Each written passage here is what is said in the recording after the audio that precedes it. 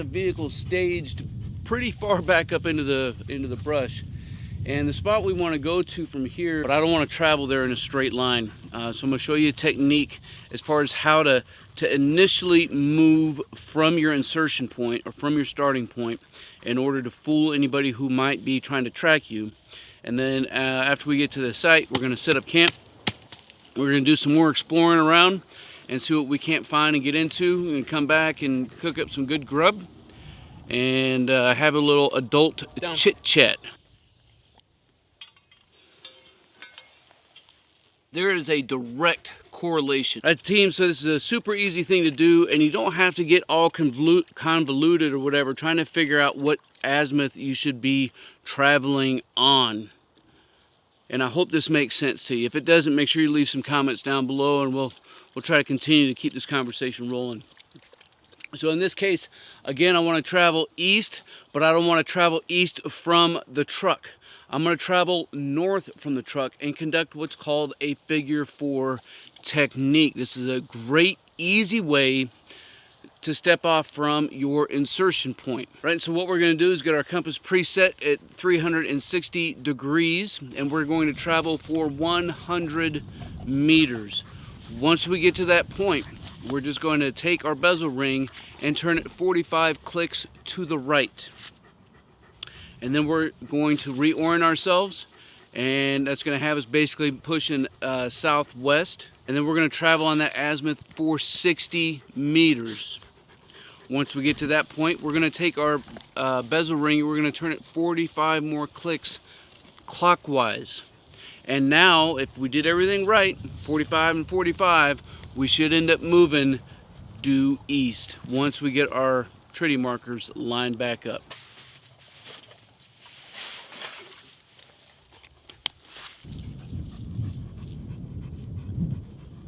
And then preset our compass by twisting the bezel ring until our treaty markers line up. Now our compass is preset, and we're good to go to head off due north.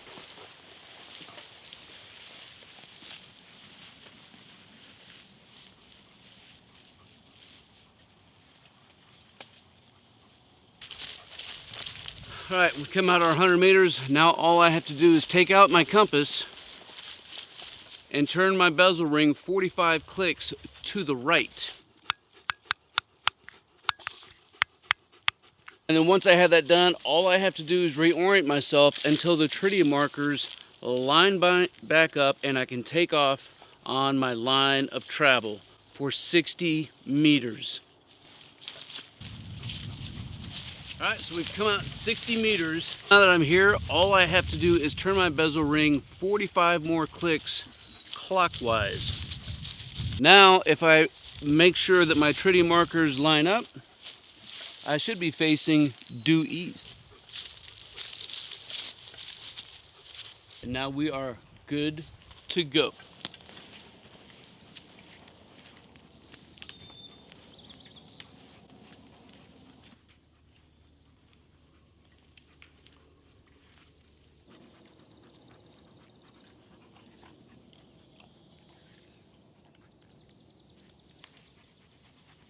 You digging a hole? What are you digging a hole for?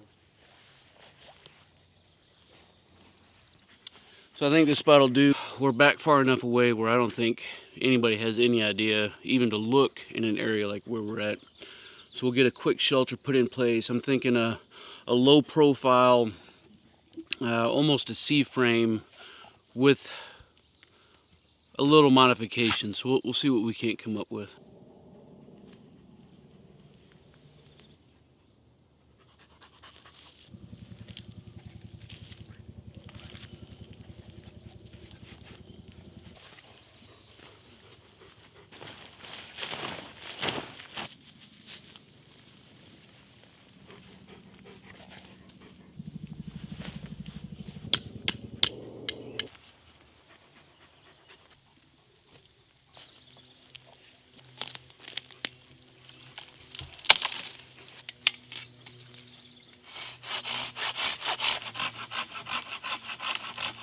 So to be honest, I didn't like how it turned out and went a completely different direction with the shelter.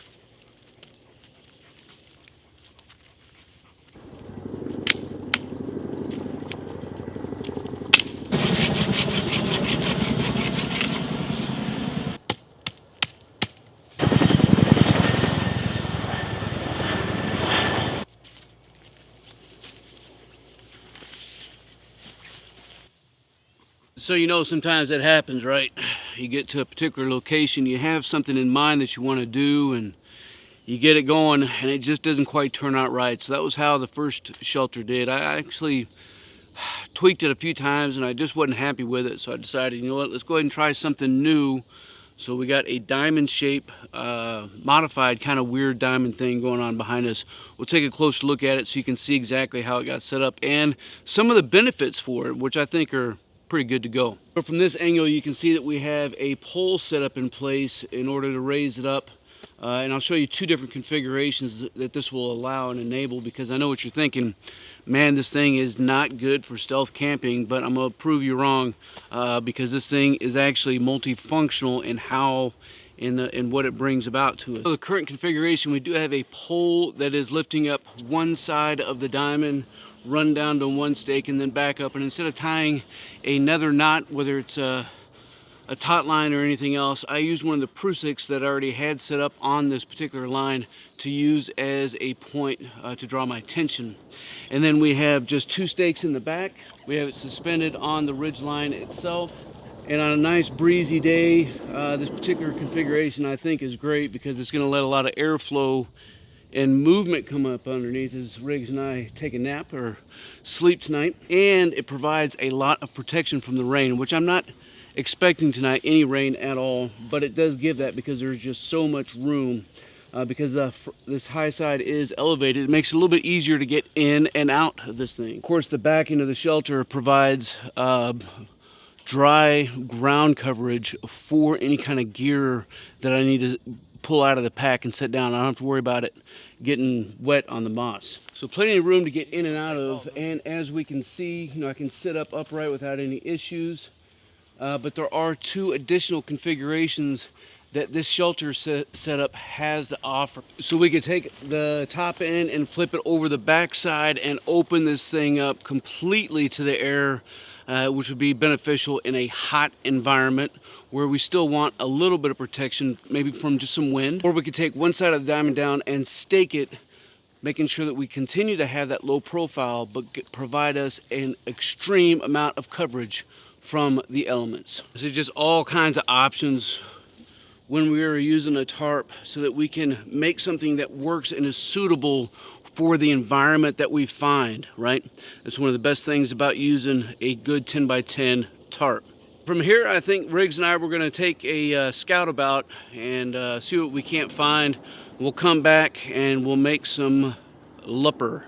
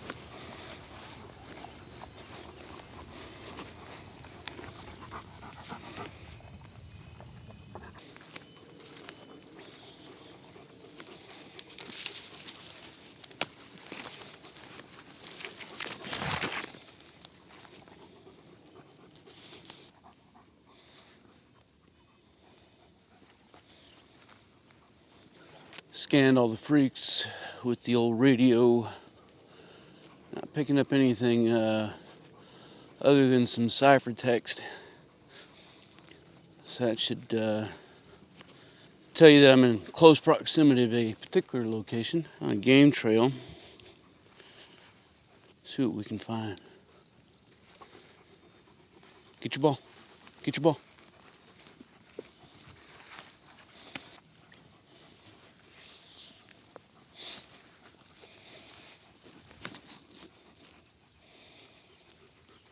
Riggs had stopped here a second ago, and I got curious because he found some good stuff right there. Come up a little bit more, and we see this thatcher ant mound.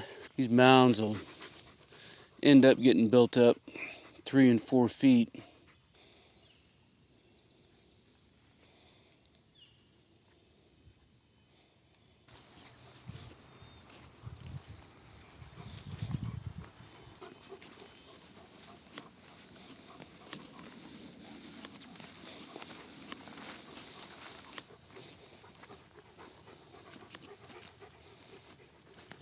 even though we don't have a lot of thick underbrush, which I would prefer, is extremely well constructed. From here, only because I know where it's at, am I able to kind of discern some of it through the woods.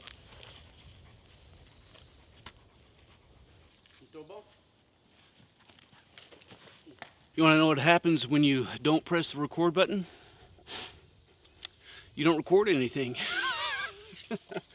So we're gonna dig a fire pit, and I really wanted to dig a Dakota fire pit with the ground being the way that it is and the composition. I'm gonna have to take an alternative approach in order to try to get the same thing done. So here's what I'm thinking. I'm gonna continue to dig this out, and I'm gonna dig a small trench to another smaller hole off closer to where Riggs is sitting in here. And then I'm going to use some material from this tree that I cut, lay it down, and try to get something configured so I can get some kind of a vent to come in. Obviously I'll pull that piece of material out, but we'll see how she turns out.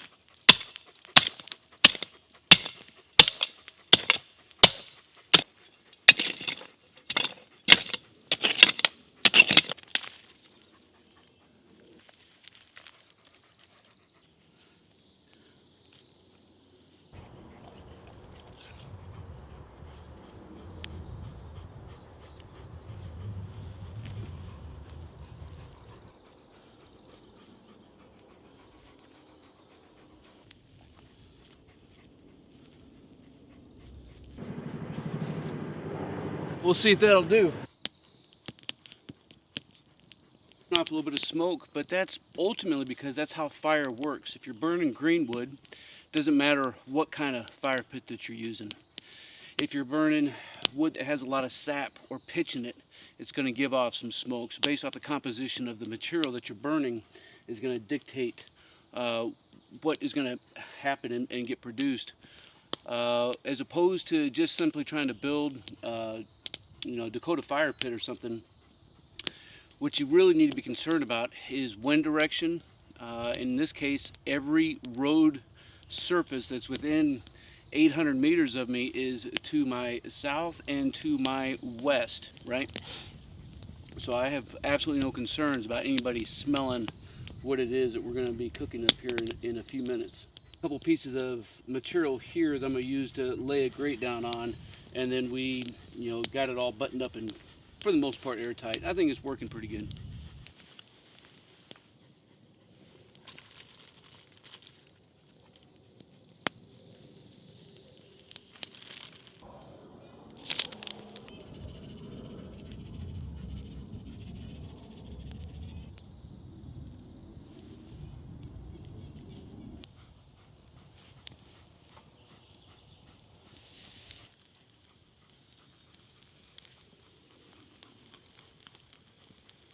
Break.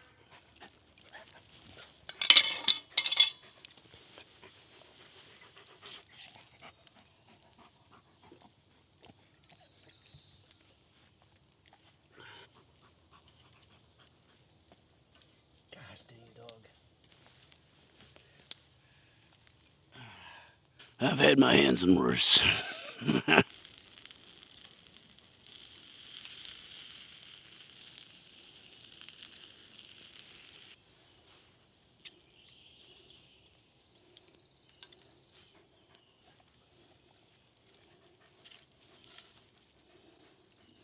No, she good, baby. She good. Let this cool off a little bit. Start sliding and diving in.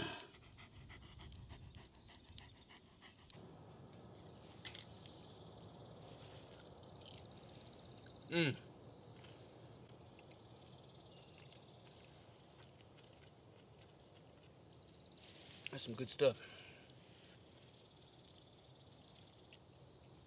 Sit.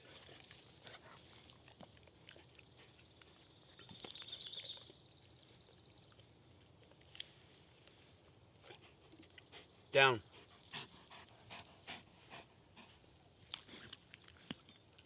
Come. Down.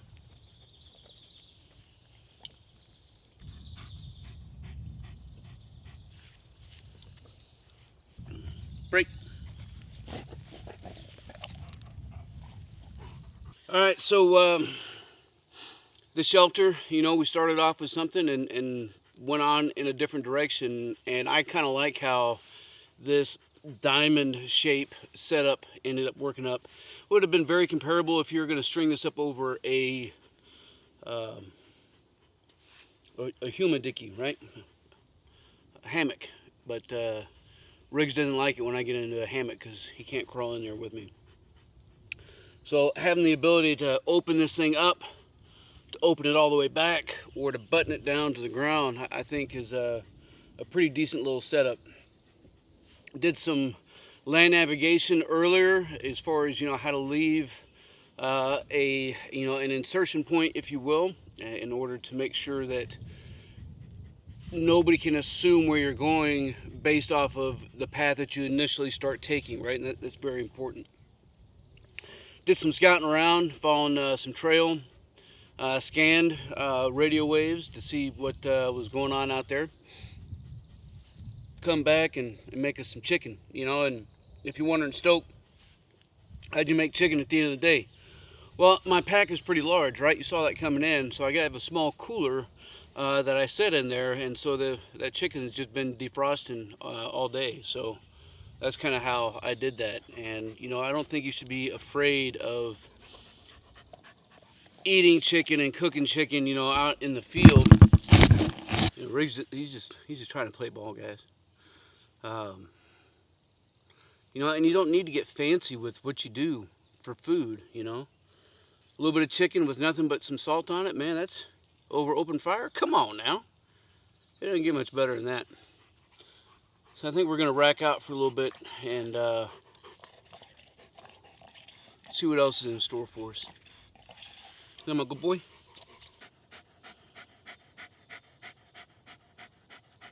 Team, let me know what you think about the content of this video down in the comments below as we continue to master our craft and develop our tactical virtue. As always, until then, you stay out there, you keep grinding, and you stay stoked.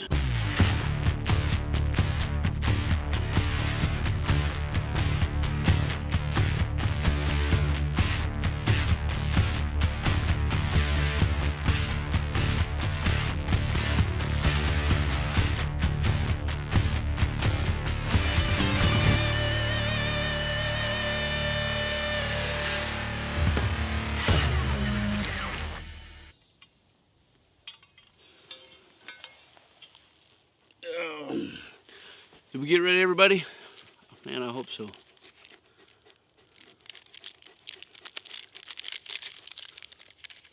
It's time for a little chit chat.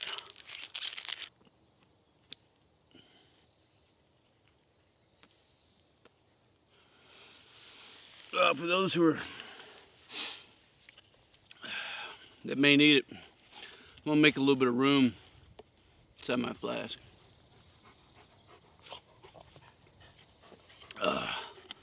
See if it gets filled up after this chit chat.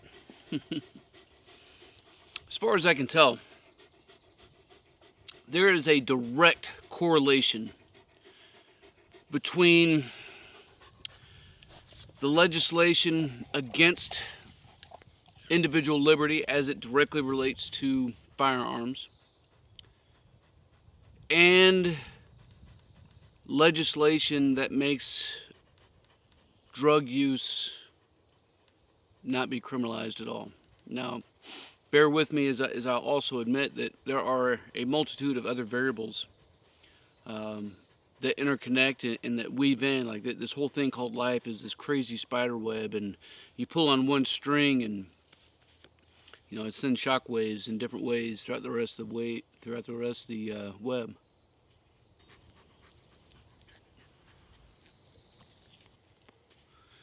And I can't sit here and tell you that these two are the only factors, they're the biggest factors, or that even that there is a causation between the two and what we see in our society around us. But,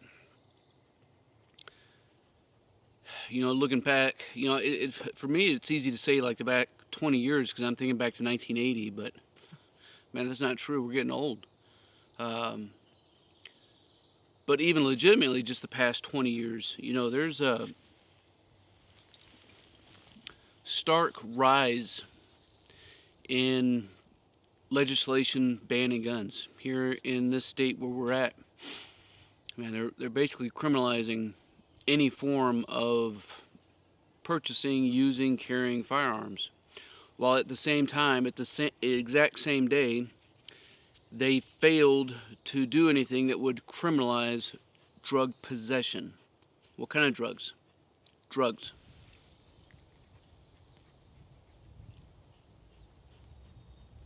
My wife jokes sometime that she wishes it was 1980 something. Sometimes I wish it was too. Of course, if it was, we wouldn't have this kind of dialogue and connection, but I tell you, the next few years are going to be absolutely crazy. And as far as I can tell, one of the worst things that I think this country could end up having is a rematch, if you will, for election for who's going to become president. Because I think no matter who loses, that side is going to absolutely lose their mind. And it's going to be redonkulous. So we need to continue to stay strong. We need to continue to stay safe and continue to master our craft. Let me know what you think down in the comments below, team. Team, if you want to master your craft and develop your tactical virtue, make sure you subscribe to the channel and click that notification bell so that you can stay up to date on future content. Consider becoming a channel member. It's going to give you exclusive access to content not available to anybody else. I appreciate you guys. Until then, you stay out there, you keep grinding, and you stay stoked.